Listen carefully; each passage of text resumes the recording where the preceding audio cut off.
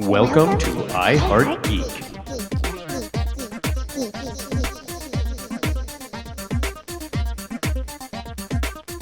And welcome to another episode of I Heart Geek. I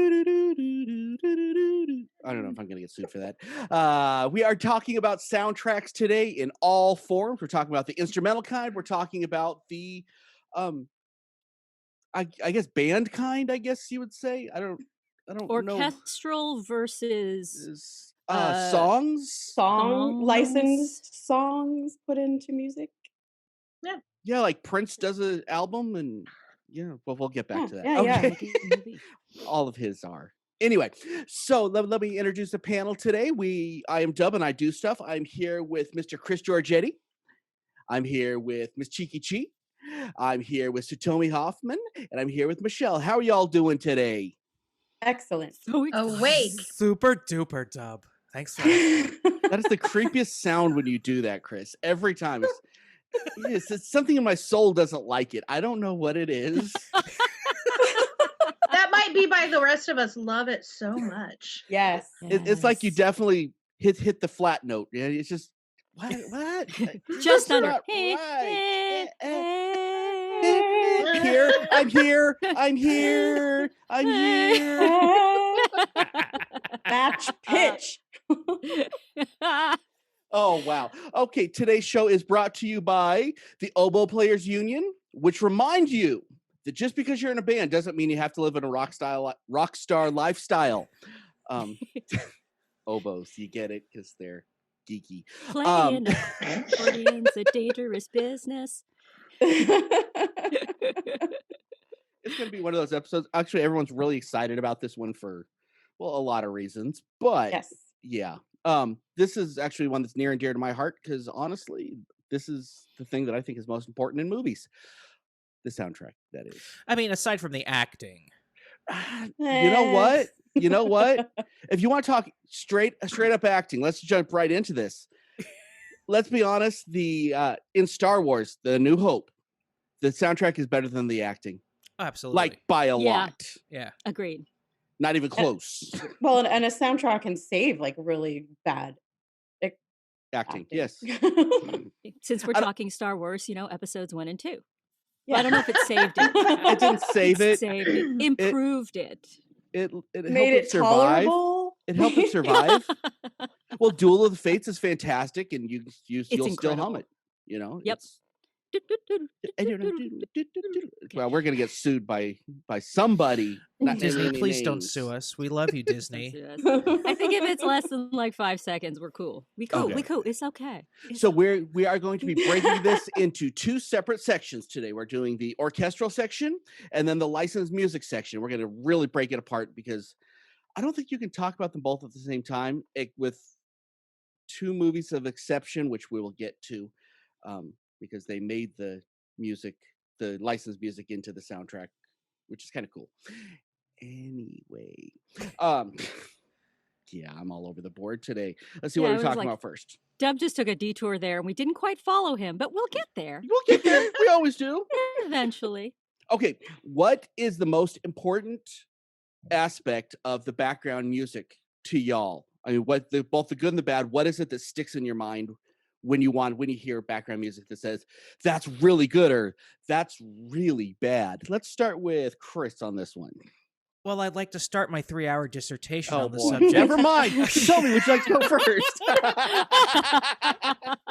Well, I have the secondary dissertation. Chris, Miss Cheeky Chi, would you like to go first? All these dissertations. You defer to Chris. Okay, back to Chris. Go ahead, sir. Well, here's what makes orchestration in film and television great is how it's used. Because in my opinion, and I'm going to sound a little hoity-toity for a minute, because I did go to music school twice. Music both days. Both days. Yeah. That's good. I like that joke. Music school dropout. Sorry. The music should be complementary to what we're seeing on the screen, and it should help set the mood for what we're watching. For example, when you're watching a horror film, you're not going to want a huge orchestra playing. You're going to want like little like little like soft string music and piano and things like that to help build suspense and tension. And then like in a movie like Star Wars and Lord of the Rings, you want that giant Wagnerian orchestra going. I don't know if I can say this without getting bleeped balls to the wall. I want that sound. Yeah, sorry. You Um, got guitared, baby. yeah. And Worth it. for me, I noticed music was important in movies. For Star Wars Episode 1, Phantom Menace, Duel of the Fates. Mm-hmm. I have that song, like, it's probably the most recognizable piece of music from the prequel trilogy, because it's just so good. So, in conclusion of this part of my thesis, and, the music should be complementary and it should enhance what we're seeing. Okay. Mhm. Totomi? I can actually distill my dissertation to a very small question / Oh. statement. Does it support the storytelling? If it Ding, supports ding. the storytelling, then it's a great score. Well, not a great score, but it serves its purpose. The music then has to be good to make it a great score. And that's why you have masters that we won't get into too heavily here. But We'll a get into later. perfect yeah. You know what? I'm not going to go into it. We're going to go into my perfect example later. Okay. Yes. Michelle, you got anything on that? Honestly, yeah, the same thing. Sets the tone, the mood of not only the film as a whole, but of each scene that you're watching.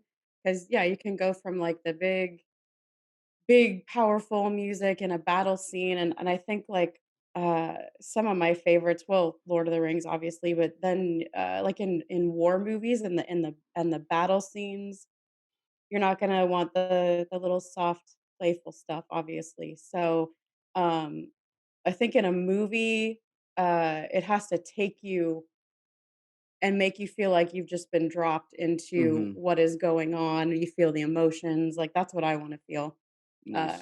with the music. So Christina? For me, it's simple. It inspires my imagination. Fair enough. And yeah. Can I say Well, one more thing? no. Just one more Go quick ahead. thing? Go Okay. ahead. All right. You ask. Go ahead.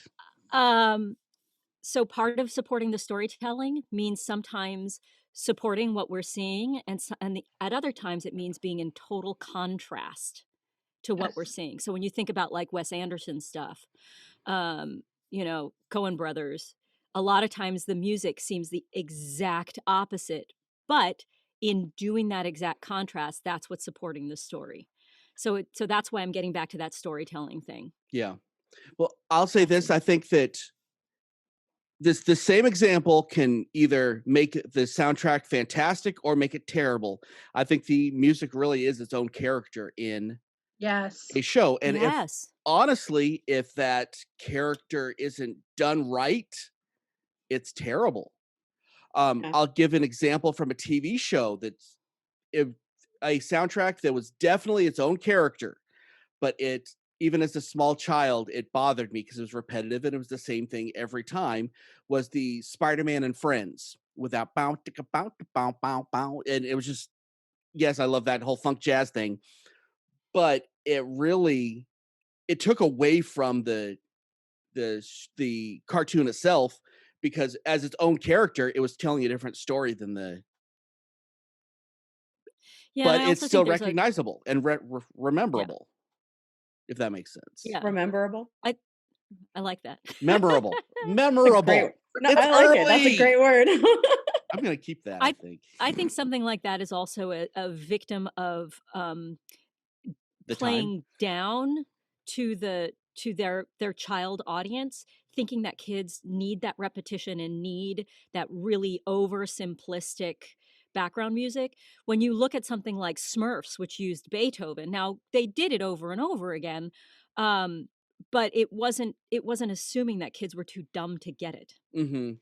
And there's a little bit of that. And so all of you composers out there and all of you producers out there of children's stuff, get it complex. Make it complex. Kids actually dig it because their brains are sponges. And off my soapbox and continue. And honestly, you will remember it for the rest of your life if you catch it early. Yeah. Yeah. Yeah. And Oh, yeah. it improves your musical taste as you get older. Which also improves your cognitive abilities because they have direct ties to music acumen and intellectual processes. There's Yeah, Wow, music is that sounded. Let me. powerful. I Yeah. did read that in one of the 2 days I actually attended music school, so I can confirm. Okay, next question I have to ask y'all. What is the first soundtrack on the strictly musical side that you remember as a kid or even as an adult, the first one that caught you that said, wow, this is amazing and I understand what they're doing here? I'm going to go in reverse order this time. Christina. So funny, because it's not on my list. And when you said that, I was like, why is it not on my list? E.T. Mm. E.T. put me in that movie. It inspired my imagination. It was like I begged for the soundtrack. Like I have it on vinyl, y'all. Because it made me feel things. Like I can still pop it on and I get chills at certain moments because I'm right back in it. Nice. Michelle? I have a couple. I don't know if you guys remember the cartoon The Last Unicorn. Oh, heck yeah. Oh my gosh. Yeah, I watched that so much. But the music and then the song, and I would just sing. And yeah, because it's just so, yeah, I know. And it just took you into, Lyrics. Oh, I know. And it's All the girls are sad. crying. That's amazing. I know. I just took And me it and Chris down. are like, So good. Yeah, and then I think on the flip side of that, I watched Annie until I think the tape broke. Like just and my friends and I would just sing the entire love it. soundtrack of that too. So yeah, that's my first memory of that. nice. Satomi? Ba ba ba ba brum bum brum bum ba da da da da da da da da. Oh, And we're stewed I again. cannot. We're gonna get sued a lot on this episode because I cannot talk about soundtracks without it blaring inside my head. Yeah. And the thing that is so brilliant about this soundtrack is it's actually if you watch the films, it has something that is really unusual now. It is underscored almost the entire film.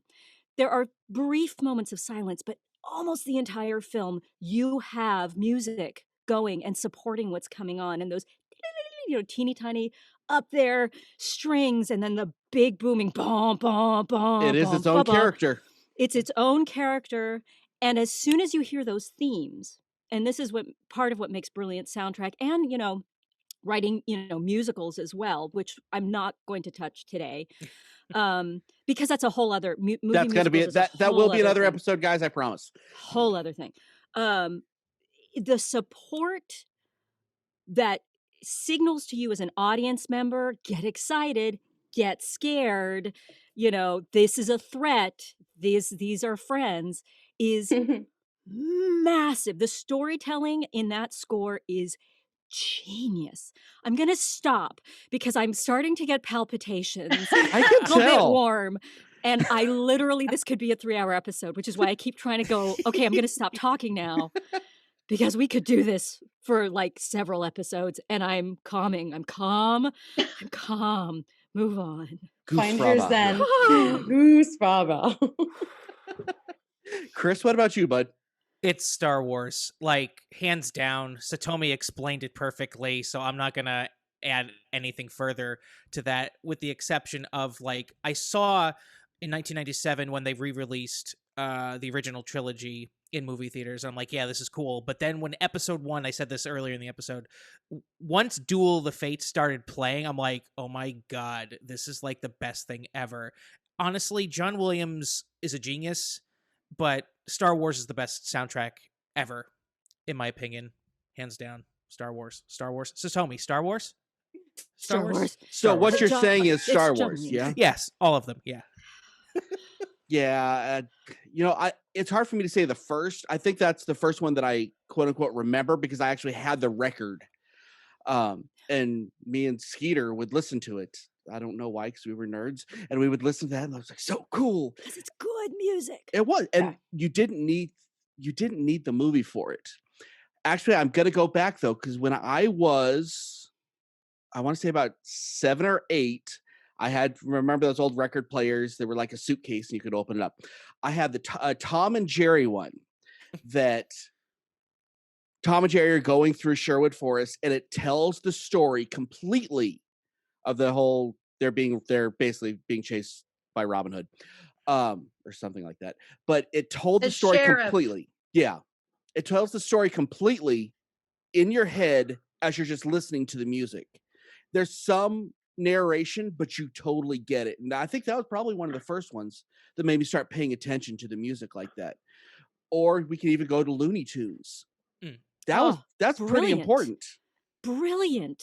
And talk about exposing kids to the right music at the right age. Yeah, because they had opera and they would pull from all these different places. And that's the stuff kids remember in those shows. Like and even, now, like in all the Disney movies and stuff, that's what they're singing for hours and hours and hours. And Looney Tunes was not afraid of using full orchestral music. Yes. But and I have to say, Looney Tunes did it better than Disney. Because Yes, they did. Fantasia, I no have matter to what agree. you want to say, yes, it's a masterpiece, all that. I love Fantasia. Fantasia's great, but it's not nearly as memorable as Looney Tunes as far as the music goes.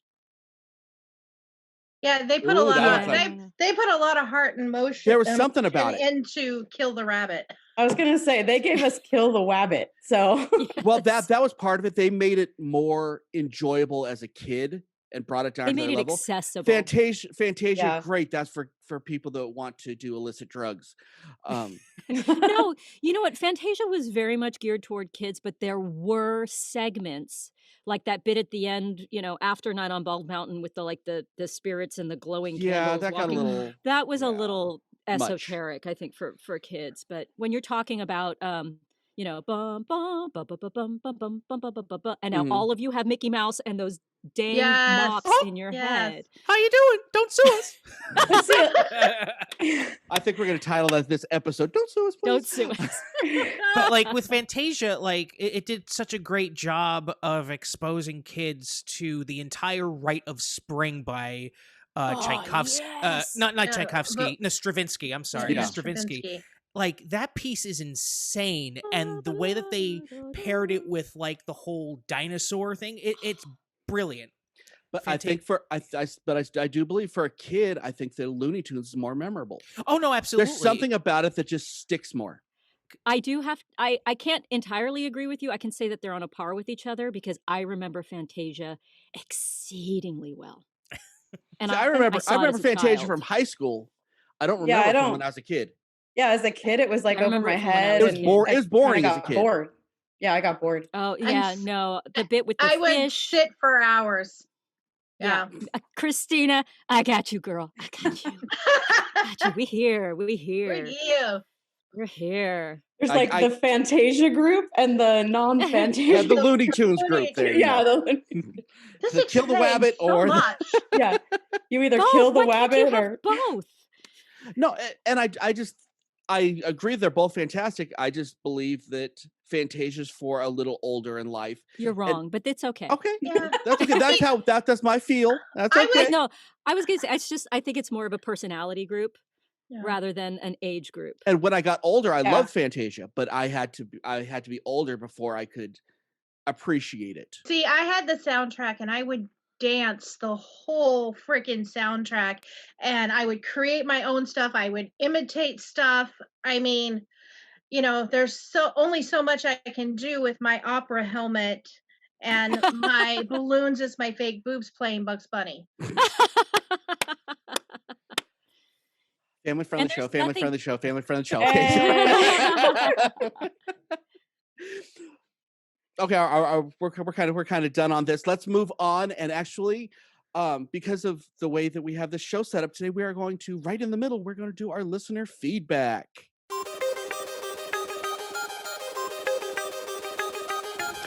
And now, let's see what all of our geek rock stars have to say.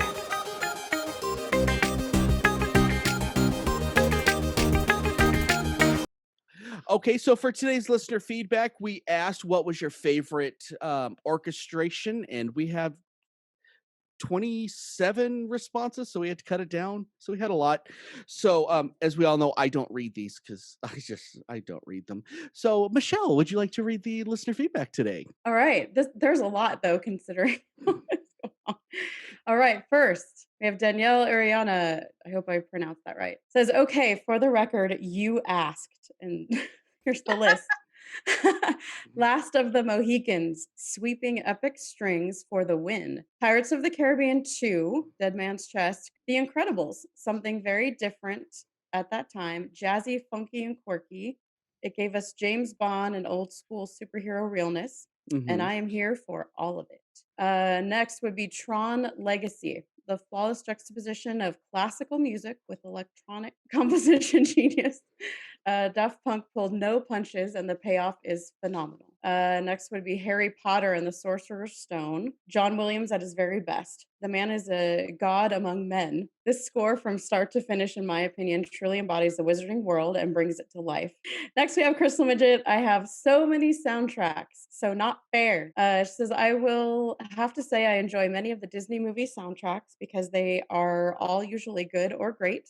My favorite is the Hunchback of Notre Dame. The opera feel resonates with me, but I'm mostly a fan of the depth of emotion in lyrics of the songs. The music by itself is hauntingly beautiful, but the songs are so much more mature than a typical kids movie. Oscar Rivas, Batman, 1989, by Danny Elfman. It was the music that got me into composing, and it has huge sentimental value since it's the first movie I saw in a theater, and so it's so grand and memorable. All right, next, The Voice, Todd Harvey. Hi, Todd. Says, I'm going to sound like a doddering old fart. Well, there's a reason for that. Be nice. A three-way tie. Bear with me. Number 1, Jesus Christ Superstar. Ooh.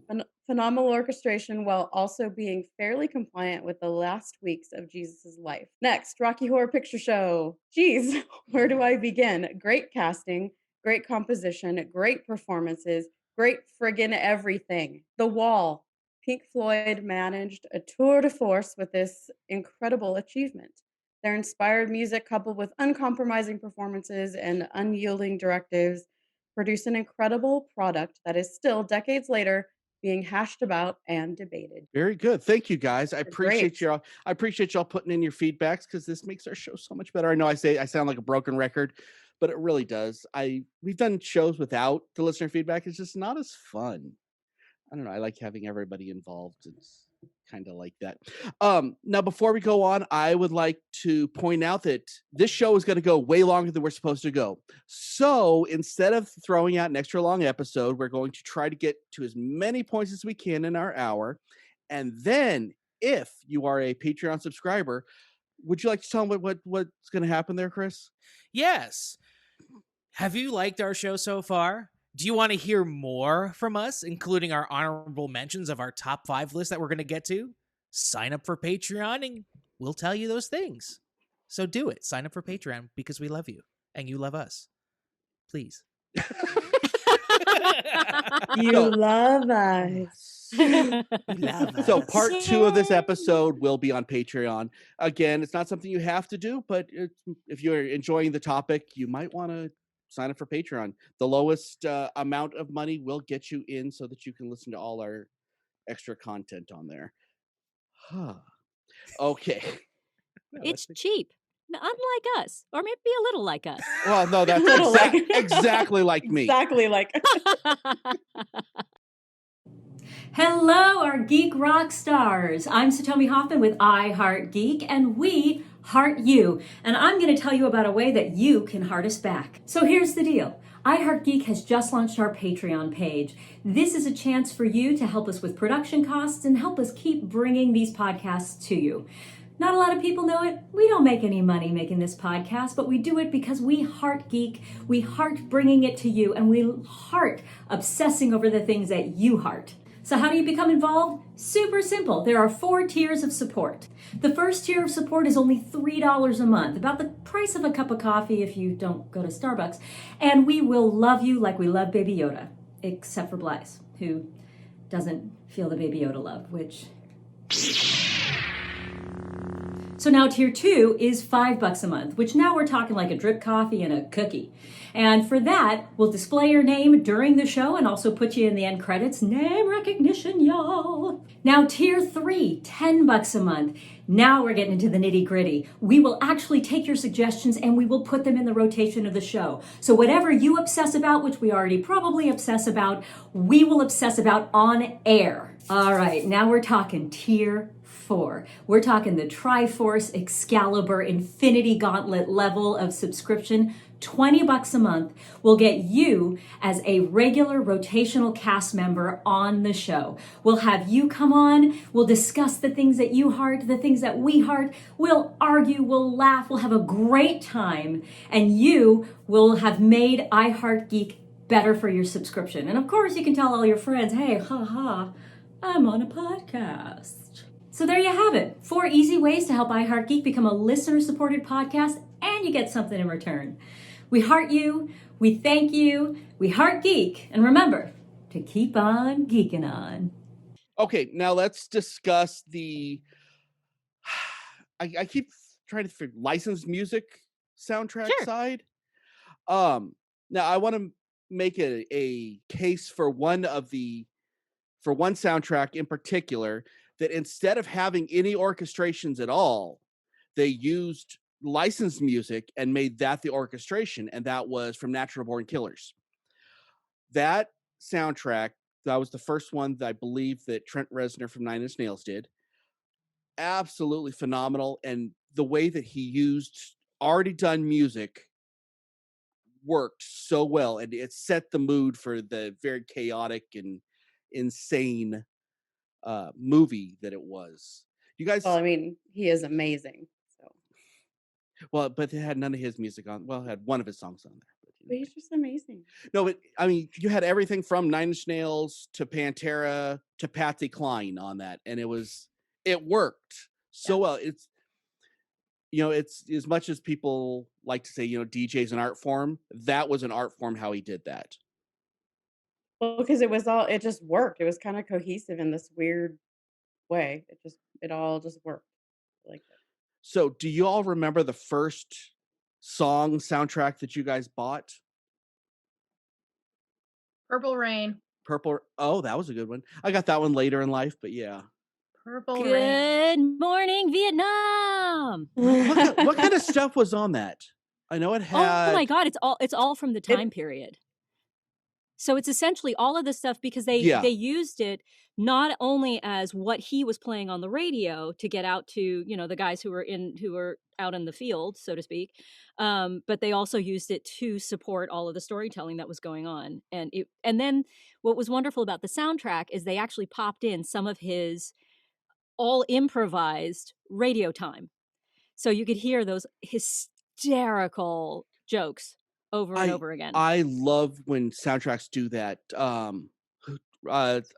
Tarantino's movies, whenever they do a soundtrack, they always have snippets of the movie in, and it makes it so much better. Didn't Natural Born Killers also do that a little bit? Yes, they did. The Juliette Lewis stuff. Yeah. Which is also in the Tarantino when she does From Dusk Till Dawn. Some incredibly interesting things that are said in that one.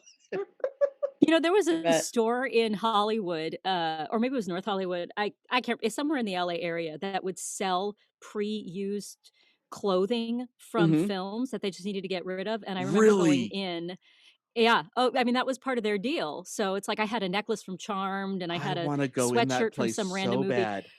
But when I went in, I don't know if they're still there. I hope they are. It's a way to recoup costs, and it's all cheap.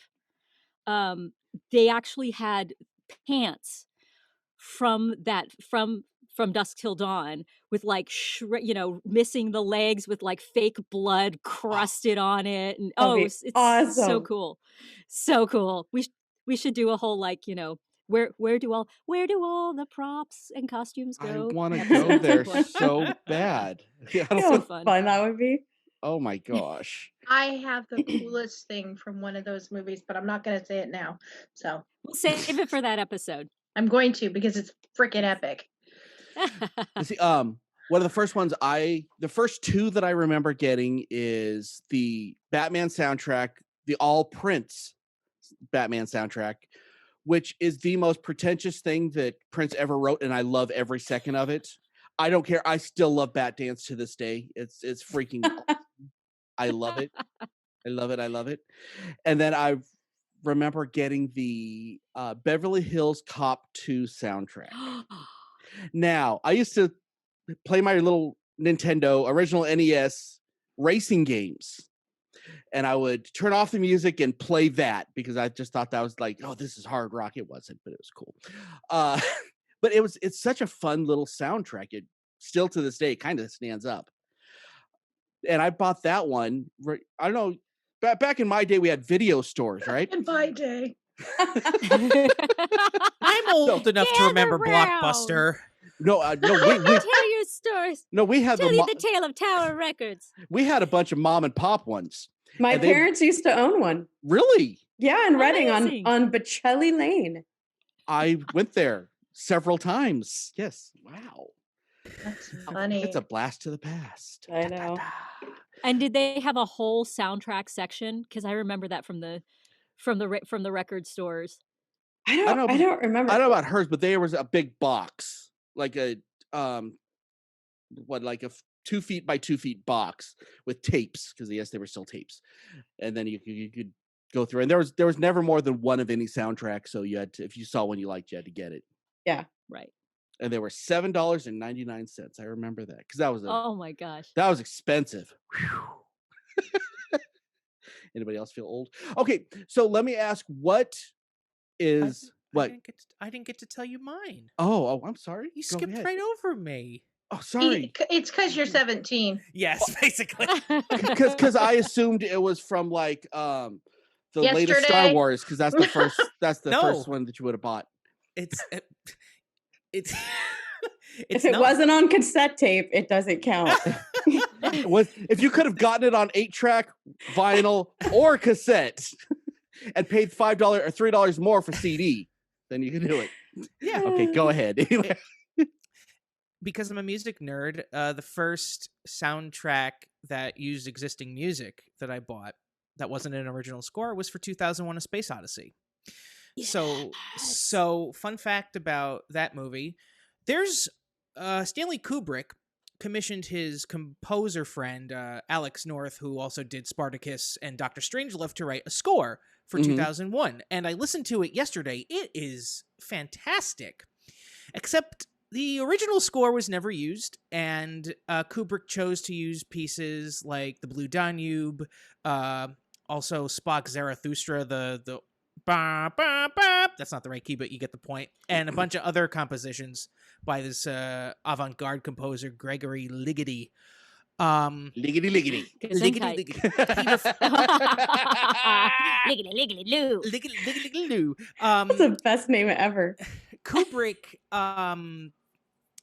had these pieces in mind while he was editing the film and coming up with the story, and he referred to them as these guide pieces. So when the movie was premiered in New York in 1968, Alex North didn't find out that his score was abandoned until he was watching the movie. Oh, In the theater. That sucks. Oh. And Kubrick was very critical of the score. Everything? Yeah, but he said like something along the lines of about Alex North's original score, like why use this when we have Mozart and Tchaikovsky and whatever. So I mean, he always meant 2000. I know I'm just dropping knowledge on you right now, but 2001's purely a visual experience since there's so little dialogue, and I think having listened to both the soundtrack that Kubrick used and the original soundtrack that was written, it would have been a totally different movie if the original score was used. So I'm actually glad that Kubrick, as much as it sucks that he didn't tell his composer that That's he dirty. wasn't using. That's dirty pool. He just did him dirty, like at the premiere. But I don't think 2001 would have been as enjoyable as it is. Is the North score available? Yes, it's on iTunes, Amazon, Spotify, and Podomatic. Don't use that voice unless somebody's paying us. Okay. Yeah, but there are some similarities between what Kubrick used and the original score. It's brilliant. It's only a half-hour listen. Well, I can give you another example of Kubrick doing that was Clockwork Orange. Yeah. If you watch Clockwork Orange, I know you probably still talk about it on your psychiatrist couch because that movie's messed up. But they did that again. They made Beethoven is his own character in that. Yeah. You know, without him ever. They mentioned him quite a few times, but they never.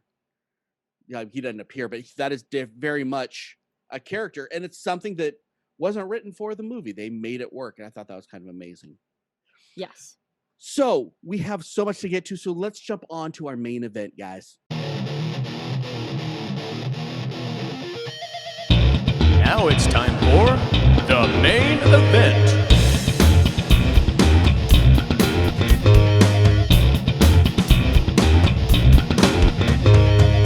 Okay, so for this version of the main event, we are doing our top 5 favorite soundtracks of all time. Now, remember, if you want to catch all our honorable mentions and all the other stuff that we didn't get to on this episode, because there's a lot, check out the Patreon after. Watch this first, because otherwise it's not going to make any sense, because we're just going to jump right into it. So, for my number 5 of my favorite soundtrack ever, oh, wow, I moved that over. And that my number 5 is going to be Blues Brothers 2000. Nice. I love that. I know the movie didn't go to such high critical acclaim, and it's probably not as good as the first one, but the soundtrack is so brilliant. It was the who's who of blues at the time, and it's just so beautifully done.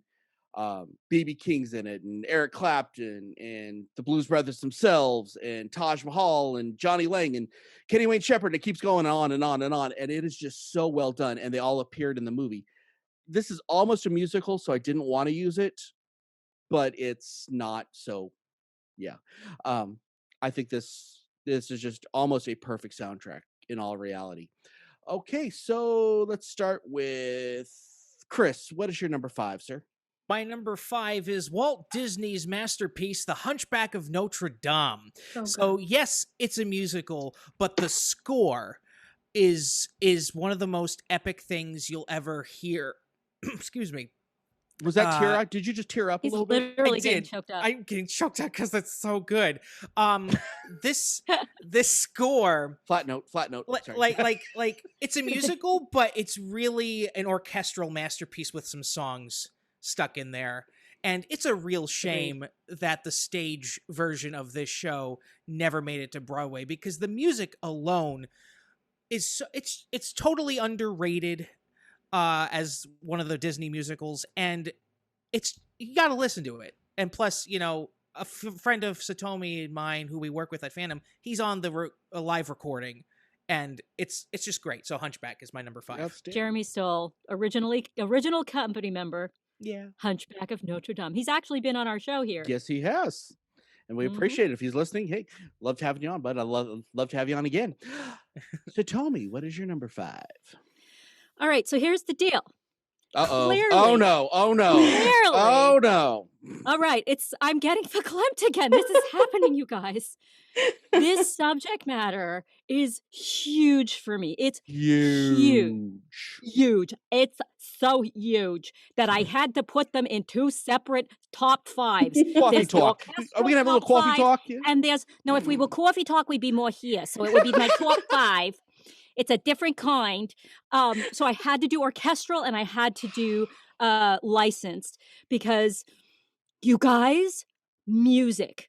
And I think my choices will speak for themselves. So my number 5 for licensed music is... do I have to do... I'm going to do with this. All right. My number 5 for licensed music is Oh Brother, Where Art Thou? Such a good movie. Which That sounds so It's- weird with the hyper Jewish accent, and then I know. talking It's about a actually hard to bluegrass do. soundtrack.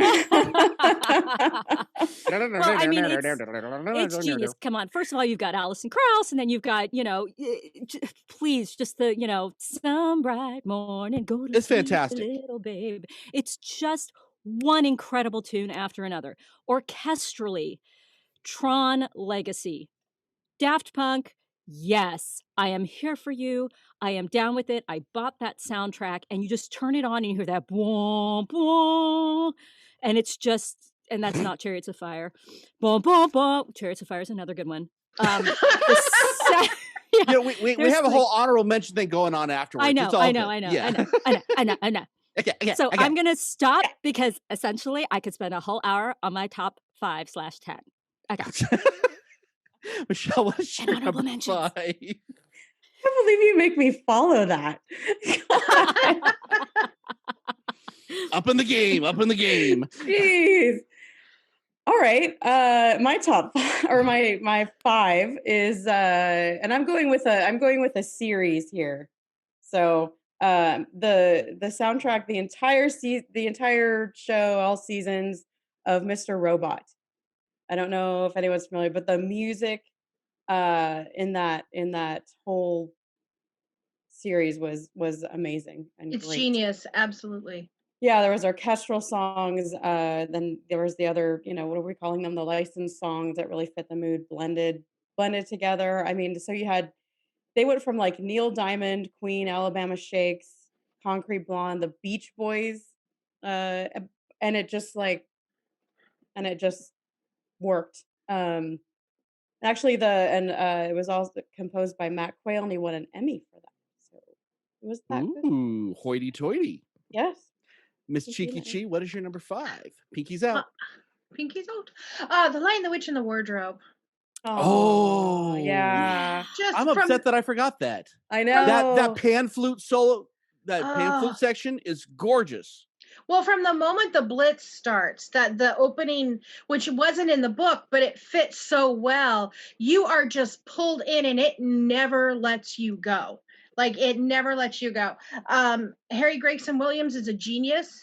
I read an article where he said that he wanted to feel it, and that he would go back and change little pieces because it didn't fit. And Mr. Tumnus's flute was one of those pieces where you are just, oh my God, you're just pulled in and you're just like, the chills are up and down your entire body. And I love Okay. Mr. Tumnus. Who later became Professor X. Sorry, just little geek love there. It's Okay. delightful. It is. Okay, so we're on my number 4, which is Wayne's World, which honestly had a huge effect on me in high school. That really helped define my musical taste. Even to now, is that soundtrack. It was important. That's the first time that I fell in love with Queen. The hair metal stuff with Red Hot Chili Peppers at the same time. It's just a fantastic soundtrack all the way around. And I even And know it's where one I of the got best that covers copy. of Ballroom Blitz. Fantastic. Yeah, Tia Carrere did a great one of that. Yeah, and I know who I interrupted you. copied You that said tape what? from. I said I know who I copied that tape from, and they're in this room. Yeah. Scandalous. Dun, dun, dun. Yeah, but fantastic soundtrack. No matter how silly the movie is, the movie may not have held up, but I think the soundtrack definitely does.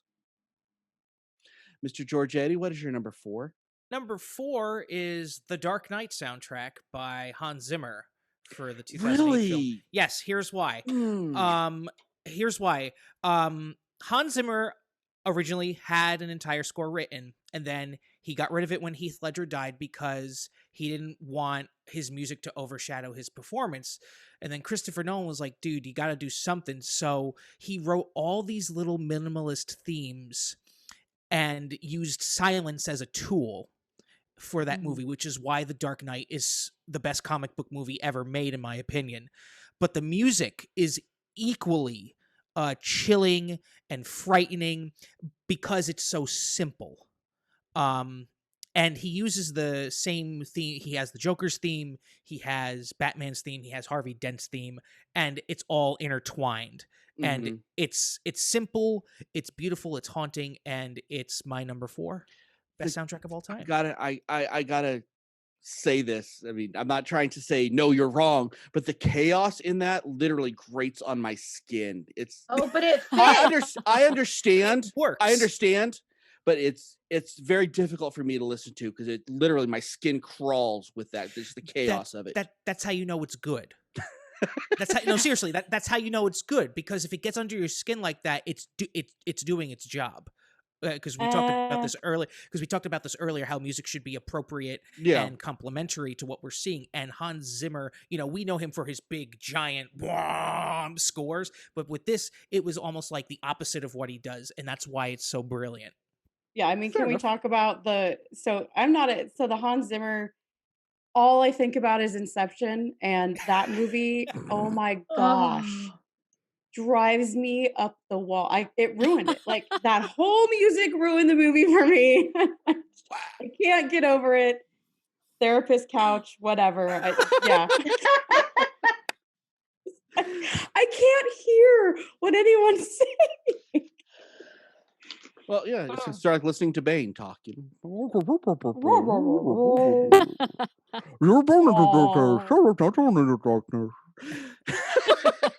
So Deb, now that we no, crapped on your pick there, Chris. No, it's a totally different movie. I'm just saying the flip side of it getting under Yeah. your skin is that you hate the movie because of it. No, I didn't hate the movie, but I couldn't listen to the soundtrack apart from the movie, and I think that's Yeah. the difference on that one. Well, I also am a weirdo and kind of like certain 20th century, 21st century avant-garde things that, most So people you listen to a wouldn't lot of Yoko Ono, is what you're saying. So Tomi, go Oh, ahead. Oh, you left him with the insult of insults right there. Oh, God. I really enjoyed that conversation. All right. So my number 4 and this is actually appropriate for this one. And this is for the licensed music one, is Dirty Dancing. Baby. Did you have the time of your life? I had the time of my life. She was like the wind. Oh, And there was something about wolves in there. Now, not all the music holds up, but there's also period music that's through there that is just, it encapsulates a time. It encapsulates a time in my life. And then my number 4, these were so difficult, y'all. I can't even, but my number 4 orchestral soundtrack. Boom, ba da da da da dum. Da da da da da da da da. I'm seeing it really badly. John Barry's Dances with Wolves. Oh, Because that's a good that one. thing starts and you are on those Midwestern plains where you can see for miles. It's the weirdest thing. It paints a picture. It's music that literally paints a picture. And I just think it's genius. And I'm going to stop talking so you can go talk to other people. Outstanding. Michelle, what's your number? What are we on? 4? For Sense8. So I'm these are my series ones. I will get off the series tangent. Sense8 was that music in there just, I mean, the story got to you, but like emotionally, the music that they picked for this series was just intense. There was this scene, I don't know if you've seen it or if you go watch it, the scene where they used Depeche Mode, the I Feel You song. Oh, yes. Just I would watch that over and over. Just that whole scene was just, it was perfect. So that music and that whole series was just, it was like that. It just like every emotion, it just grabbed you. Was it like the wind? Sorry. No, it's not even like the wind. No. Not even close. That's what we call a callback, kids. Miss Cheeky Chi, you got a number 4? I do, and I changed it because we had already talked about Purple Rain. Back to the Future. Yes. We have Oh. all of the composing from Alan Silvestri. You have Huey Lewis in the News. You have Lindsey Buckingham. It's genius. They put the past and the future and everything. It's that entire score. It's seamless. And I'm done. Outstanding. And scene. Number 3, we're gonna go with the Matrix soundtrack. I love techno. I really do. And I love techno metal and industrial and all that stuff. And this was just such a fun mix of all that. All 3 of the movies, honestly, although the second 2 movies sucked, but the soundtracks were still fantastic. Just great. Nothing else to say about it. Mr. Giorgetti. For my number 3, it's 2001: A Space Odyssey. I won't go any further because you can read my dissertation at the beginning of this podcast, but the music makes that movie. Outstanding. Ms. Hoffman. Licensed music, I'm just going to say that soundtracks are like a box of chocolates. You never know what you're going to get. 2-disc soundtrack on that. Yes, and you can just put that on repeat and be a happy camper. It just picks all the best from those from those decades. And my number 3 orchestral is the Red Violin. John Coriano, performed by Joshua Bell on violin. If you're not familiar with it, first, the film is fantastic. Secondly, the score is just haunting, and Joshua Bell plays the snot out of it. That single theme has so many personalities. It's remarkable. Outstanding. Michelle? Reality Bites. I had that one. Yeah, and I think that was actually one of my early purchases of a soundtrack. So, Crowded House, U2, Squeeze, Lisa Loeb, which that song is still on my playlist. I don't even care who knows it. Yeah, you do. Yeah, you kind of do. It's okay. You stay. All right. Anyway, Miss Cheeky Chi. Pan's Labyrinth. Ooh. It's another one where he just pulls you into the story. Sometimes it'll haunt the heck out of you. Sometimes it'll soothe you. It's just a genius standalone and an individual character. Nice. So good. So what do we got? Number 2? Should be of no surprise to anyone who listens to this show. My number 2 is Scott Pilgrim versus the World. Perfect soundtrack, perfect movie. What else you got to say? I mean, come on. Next, Chris. My number 2 is The Lord of the Rings: The Fellowship of the Ring. Only the Fellowship. Only the Fellowship, because like the Phantom of the Opera, all the bangers are in the first part, like all the greatest hits. That was a Fair deep enough. joke. That score sets up the entire trilogy, and I regularly rock out to the Bridge of Khazad-dûm theme when I'm working out. So yeah, You have Baby Shark on your workout playlist, don't you? I Do play the not fifth. start that. The heavy metal version. The one by Leo. Gotcha. Okay. So tell me Today's earworm brought what to is you by. what is your number 2? What's your number 2? I'm sorry. My number 2 licensed is, I don't even think it has to be licensed, is Amadeus, because Mozart.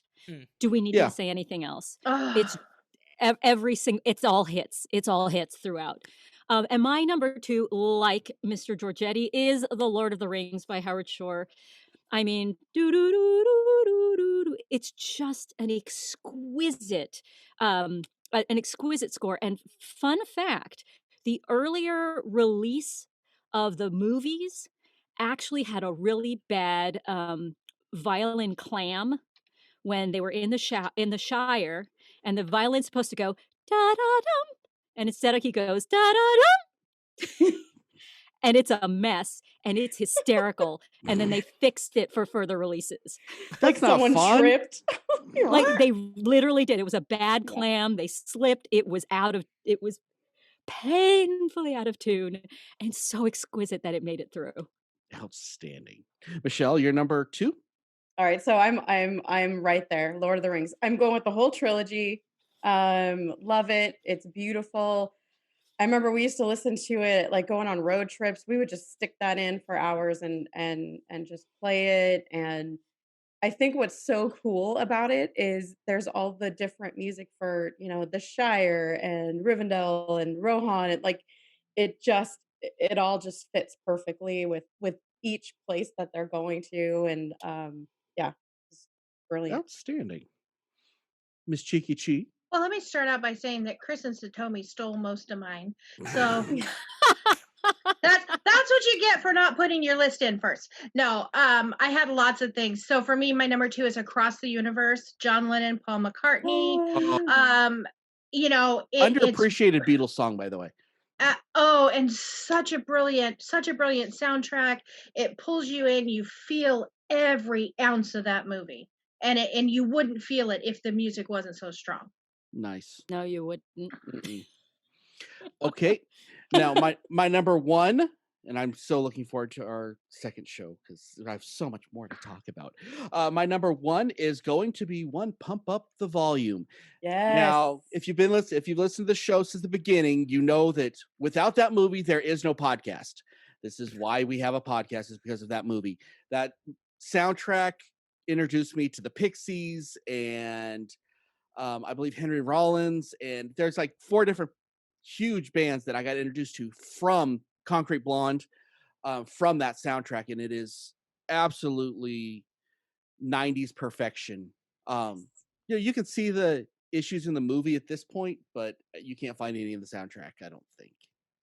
But if you haven't seen the movie or listened to the soundtrack, do both. So good. Mr. Giorgetti, your number 1. Oh, I think y'all know what my number 1 is. It's Star Wars. All of them. Just all of them. John Williams is our lifetime's version of Mozart because his music is perfect. Just look at his entire work outside of Star Wars. But for me, Star Wars always holds a special place in my heart because it's iconic. It's epic. It's my favorite Star Wars. Outstanding. Satomi, your number 1s. My number 1, thank you. My number 1 licensed Guardians of the Galaxy, actually So volumes good. 1 and 2. Oh, It's just, they cherry picked the best music to rock out to From in that space. year, which was a terrible year for music, and they found every good song from that year. Yes. Yes, like you can sing along with everything. It's phenomenal. All right, so bear with me for my number 1 orchestral. All right. Da da da da da da da da bum ba dum bum ba da do do do do do do do do do. She's so She excited. forgot the movie. She Da forgot. da da da da da da da da da da da da da da da, right? Dun dun. I mean, you could go on and on and on. My number 1 favorite soundtrack is anything by John Williams. He is my That's fair. composer crush. I mean, there's so many brilliant composers, but He's above and beyond any of them. any Sorry. of them. I didn't sing Jurassic Park because I blanked on it, even though it's one of my favorites. And of course, Superman. You know, every theme that I sang, it's like, if you're listening, you were there. You were in the movie. He wrote And our geek soundtrack. Yeah, exactly. And to encapsulate that in musical sentences and musical essays and musical novels, Yeah. it is a gift, and he is a gift, and he is our classical composer of this era, and may he never die. Imagine if he wrote like an opera or a musical. I'd rather not. No, I'm good. Because then it'd be John Williams I'd have to miss. I'm gonna need a minute. Michelle, what is your number 1? All right. So anyone who knows me knows it would not be surprised that it's singles. So Yeah. ultimate. Okay, one of the ultimate '90s soundtracks. I think we've starts- named every 90s soundtrack to I know, which is so awesome. Yeah, start to finish, grunge sound, all the bands from Pearl Jam, Alice in Chains, Chris Cornell, Mother Love Bone, Screaming Trees, Smashing Pumpkins, Mudhoney. It's there. perfect. Outstanding. Cheeky Chi? okay, so for me, it's anything from Two Steps from Hell. I think they are a genius. They are my number 2. John Williams was my number 1, but Satomi stole that, the dirty little thief. But Two Steps from Hell, they've been in Harry Potter, Doctor Who, Sherlock, Avengers, X-Men. Their pieces are in so many of our geek type soundtracks, and we do this road trip thing where we listen to their music and we create stories about what we see around us and what is this story being told, whether it's an epic battle from World War II or dragons, or just depending on their music, because it brings you to life. What did they do in Harry Potter? They were in Order of the Phoenix, Deathly Hallows, Star Trek, The Dark Knight. I can't tell you specifically the song, but they're in that soundtrack. And I'm checking it out. Yeah, Game of Thrones, Doctor Who, Breaking Bad, Tales of Arcadia, which is a brilliant series, by the way. Outstanding. Okay, I'm sorry, I got to cut this off, but Patreon people, go check us out on the Patreon page, because this will be out.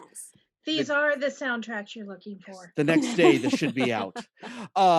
Go to our YouTube and subscribe and like, and most importantly, share us with your friends. If you're not a Patreon subscriber, become one. It's totally worth it. Go to the website, www.iheartgeekshow.com. Use the com. We paid extra for it. And until next week, keep on geeking on, guys. Please don't sue us.